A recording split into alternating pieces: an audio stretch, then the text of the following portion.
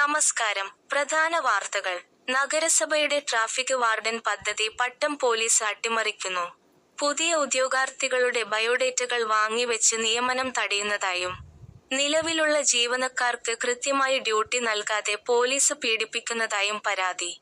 നഗരസഭയുടെ സ്വപ്ന പദ്ധതിയെ പോലീസ് തുരങ്കം വെക്കുമ്പോൾ പ്രതിസന്ധിയിലാകുന്നത് സാധാരണക്കാരായ ഉദ്യോഗാർത്ഥികളാണ്. വിശദമായ വാർത്തകളിലേക്ക്. തിരുവനന്തപുരം നഗരത്തിലെ ഗതാഗത കുരുക്കിന് പരിഹാരമായി നഗരസഭ ആവിഷ്കരിച്ച ട്രാഫിക് വാർഡൻ പദ്ധതി അഴിമതിയുടെയും ഉദ്യോഗസ്ഥധിക്കാരത്തിന്റെയും പിടിയിലാവുന്നു. പട്ടം പോലീസ് സ്റ്റേഷനെ കേന്ദ്രീകരിച്ചാണ് പദ്ധതി അട്ടിമറിക്കാനുള്ള നീക്കങ്ങൾ സജീവമാകുന്നത്. പുതിയ ഉദ്യോഗാർത്ഥികൾ സമർപ്പിച്ച ബയോഡേറ്റകൾ മാസങ്ങളായി പോലീസ് സ്റ്റേഷനിൽ കെട്ടിക്കിടക്കുകയാണ്. ഇവ പരിശോധിക്കാനോ നിയമനം നടത്താനോ പോലീസ് തയ്യാറാകുന്നില്ല. മാത്രമല്ല, നിലവിൽ ജോലിയിലുള്ള വാർഡന്മാരോട് പ്രതികാര ബുദ്ധിയോടെയുള്ള സമീപനമാണ് പോലീസ് സ്വീകരിക്കുന്നത്. ഇവർക്ക് കൃത്യമായ ഡ്യൂട്ടി നൽകാതെയും മാനസികമായി പീഡിപ്പിച്ചും പദ്ധതിയിൽ നിന്ന് പുറത്താക്കാൻ ശ്രമം നടക്കുന്നു.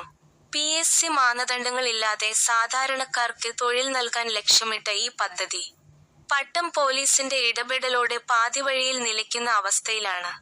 ട്രാഫിക് വാർഡന്മാരുടെ സജീവ സാന്നിധ്യമുണ്ടെങ്കിൽ നഗരത്തിലെ അപകടങ്ങളും നിയമലംഘനങ്ങളും ഗണ്യമായി കുറയ്ക്കാൻ സാധിക്കുമെന്നിരിക്കെയാണ് പോലീസിന്റെ ഈ മെല്ലെപ്പോക്ക് നയം.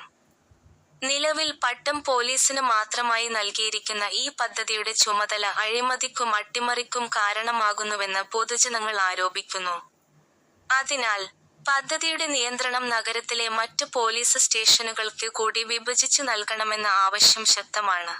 റോഡുകളിൽ പെറ്റി അടിക്കാനും സാധാരണക്കാരെ ഉപദ്രവിക്കാനും കാട്ടുന്ന ആവേശം ഗതാഗത നിയന്ത്രണത്തിന് എത്തുന്ന വാർഡന്മാരെ സഹായിക്കുന്നതിൽ പോലീസ് കാട്ടുന്നില്ല.